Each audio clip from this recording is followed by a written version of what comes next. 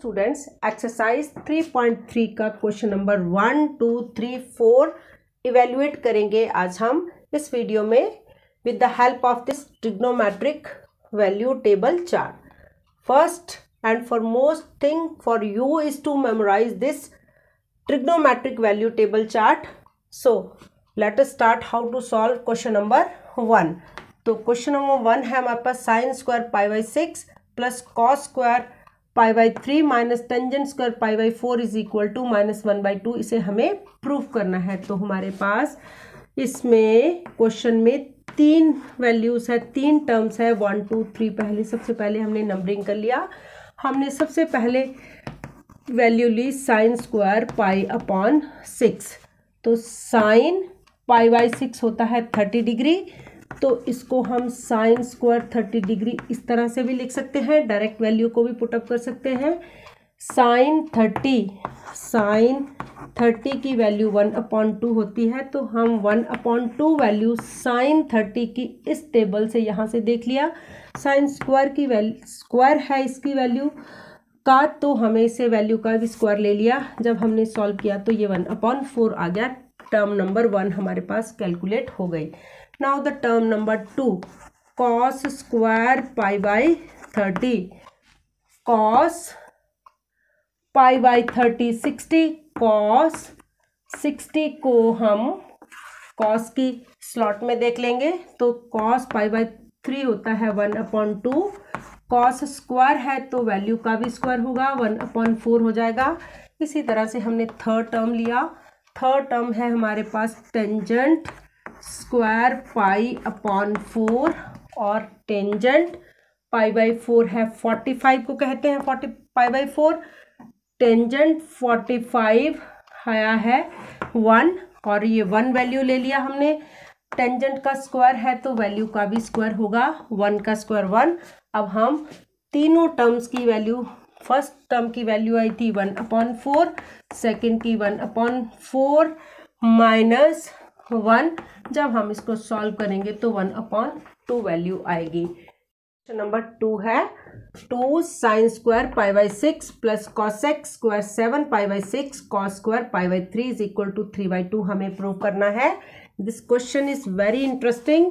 So dear students, with the help of this trigonometric table this question can be solve easily.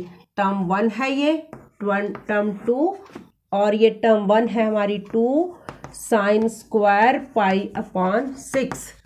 2 as it is. Sine pi by 6, sine pi by 6 30 होता है.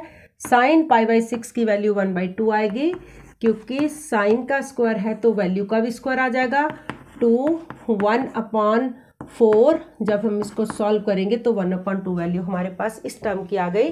Now second term में 2 trigonometric ratio जो है वो product में दी हैं, cos square pi upon 3.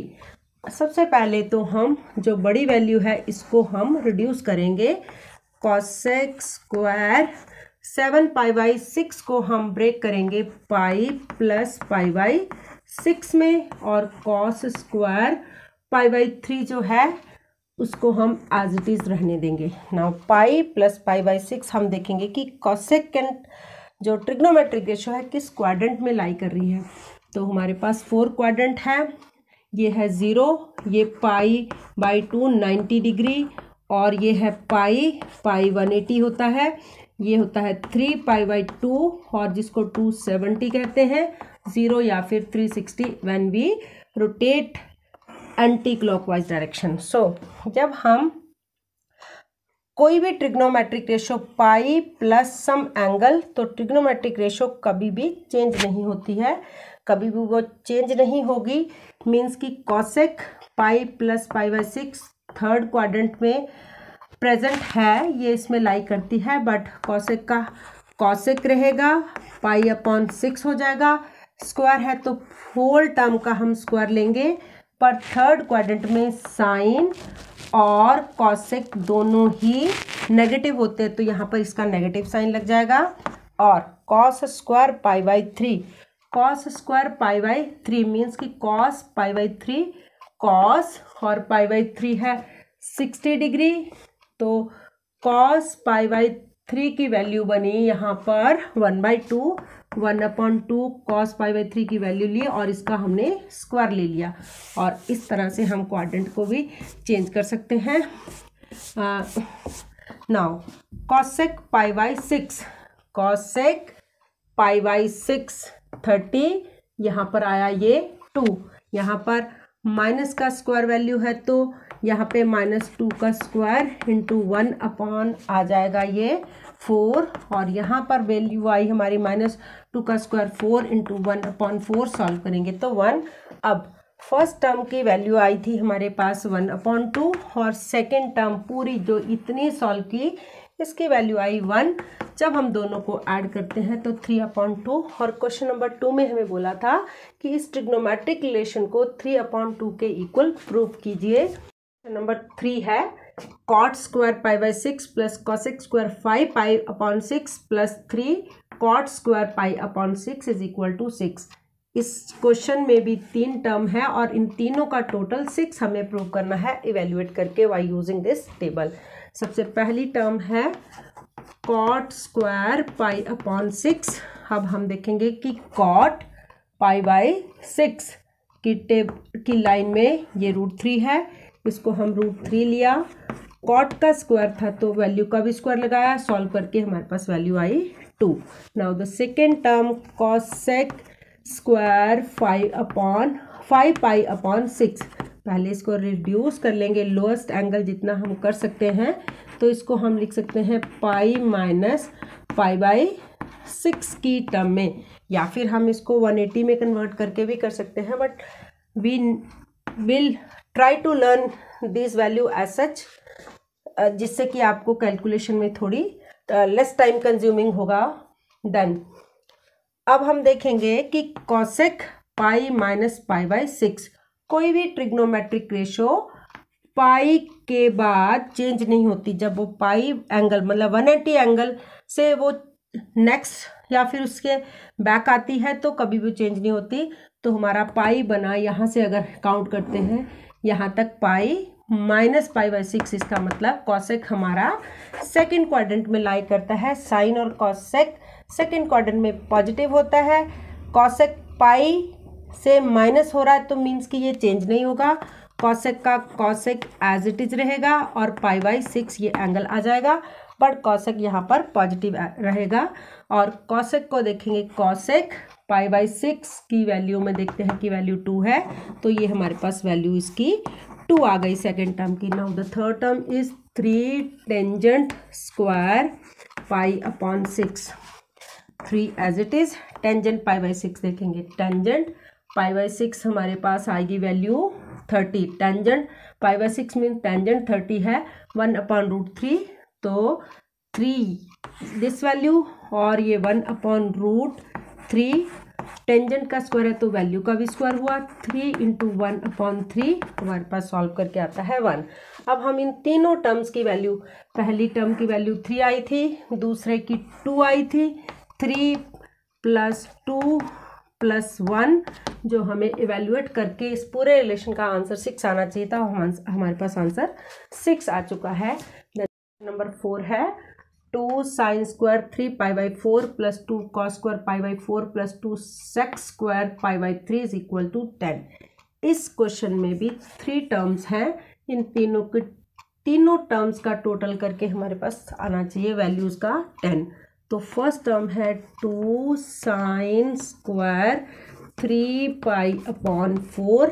सबसे पहले तो हम इसको रिड्यूस करेंगे 3 π/4 को लोएस्ट वैल्यू में, साइन, और इस 3 π/4 को हम लिख सकते हैं पाई माइनस π/4, और ये जो स्क्वायर है डियर स्टूडेंट्स, ये sine square 3 π/4 means sine theta की होल वैल्यू का स्क्वायर है। तो सबसे पहले हमने क्वाड्रेंट चेक करना है कि साइन किस क्वाड्रेंट में लाई कर रहा है। तो यहाँ से देखते हैं तो ये pi minus π/4 means 45 degree.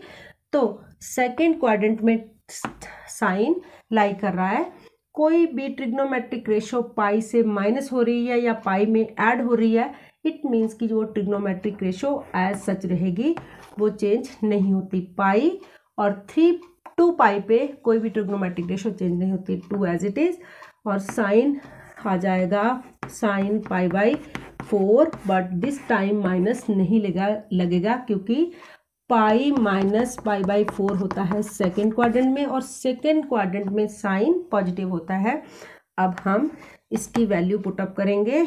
Sign pi by 4 की वैल्यू होती है 1/√2, और इसकी स्क्वायर साथ में लेंगे क्योंकि स्क्वायर हमें क्वेश्चन में दिया है। 1 का स्क्वायर 1 और √2 का स्क्वायर 2, और सॉल्व करके ये फर्स्ट टर्म की वैल्यू आ जाती है 1। ये है फर्स्ट टर्म और इसकी वैल्यू आई 1, और ये सेकेंड टर्म और थर्ड टर्म हम सॉल्व करेंगे।